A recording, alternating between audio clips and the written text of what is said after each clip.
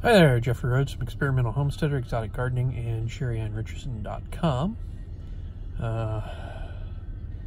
So, I had to go back over to Lounge today. Went last night, had my eyes examined at Lounge.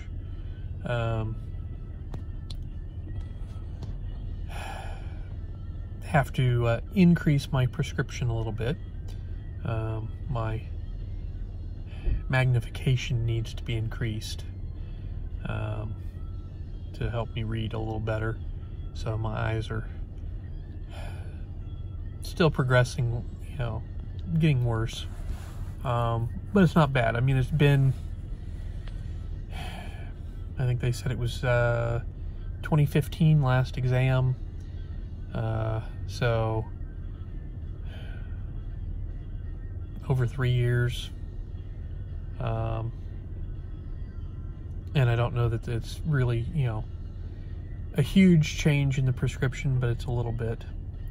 So I went back today because we were in a hurry last night, and I didn't have a chance to look at frames or, talk about price of new glasses.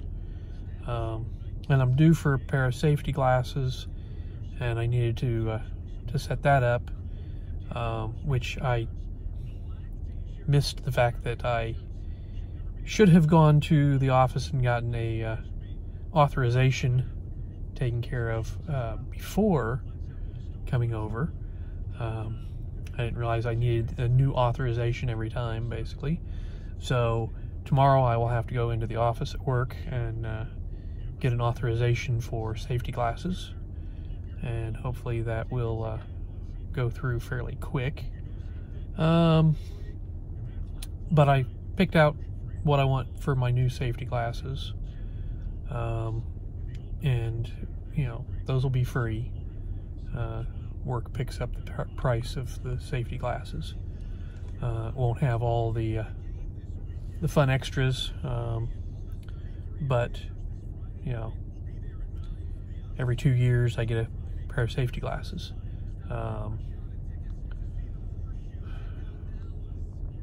I'm basically going with something that is definitely a safety glass look to it. What I should have done probably would have been just to pick out another pair that's fairly normal looking, rather than safety look. But I think I'll probably just keep wearing these glasses for a while yet. Priced them a new pair, the lenses,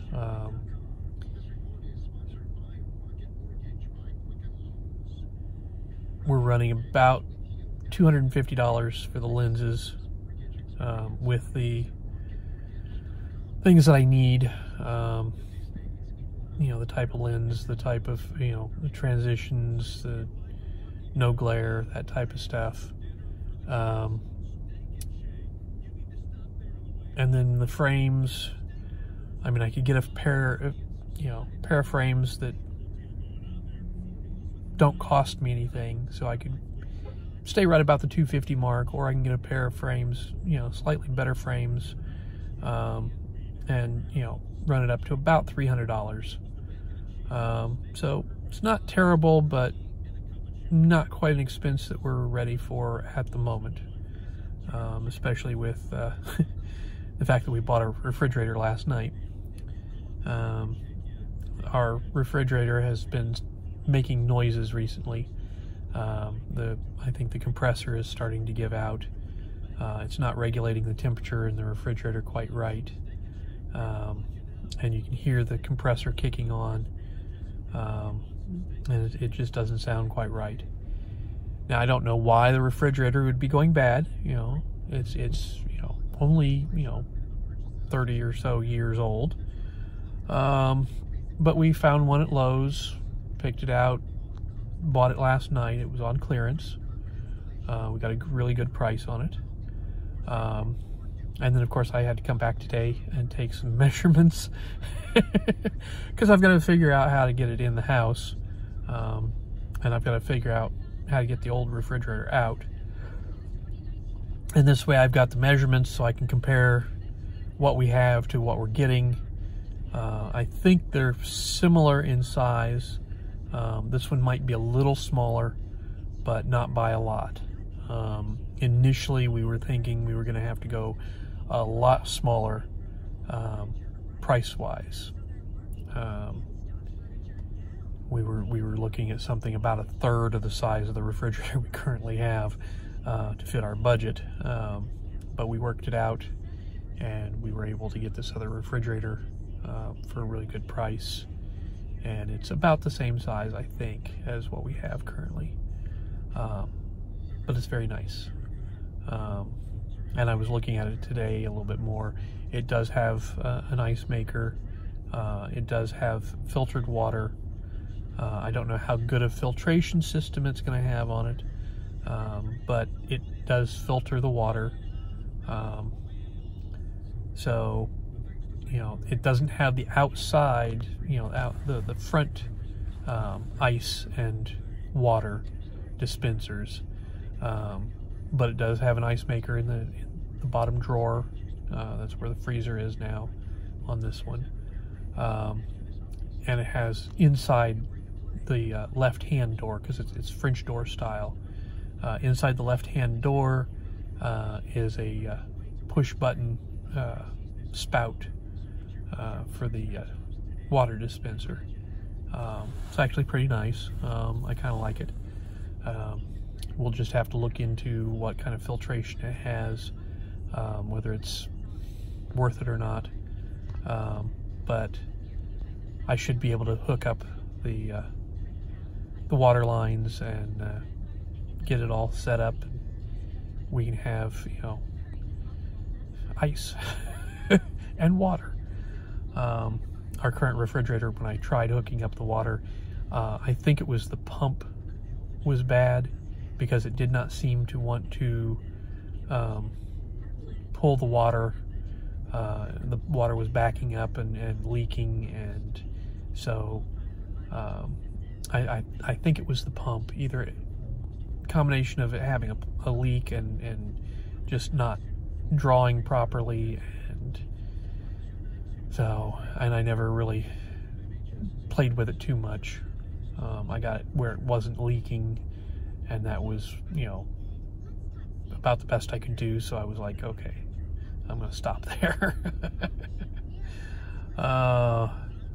But work was a little better today. Only had 4 short tickets, or carryover tickets for tomorrow, so I got basically everything that I needed today to get processed. I did have extras, you know, a fair amount of extra, but I think most of that was the carryover from yesterday. I think they had actually picked most of it on the cart for this morning, and then when we ordered it, we got it duplicated. So hopefully we can resolve that issue as well. And I'm hoping that the other issue, evidently the coordinator picked a wrong day at least once, and now that they're aware of it, it's not supposed to happen again. So hopefully that will resolve the issues from their part, and hopefully tomorrow will be a little easier on me. This morning was rather brutal. The amount of carryover and the amount of stuff from the mill, I wasn't sure I was gonna get through all of it today. I managed it, but just barely. I was pushing the clock, getting everything done. So, but tomorrow's another day, and we've got the holidays coming up. We're supposed to have a down day the 21st. It's unpaid. Company plant shut down, but that leads into our Christmas vacation. We do get paid for the 24th and 25th, so if we still have the down day next Friday, if they don't cancel it on us.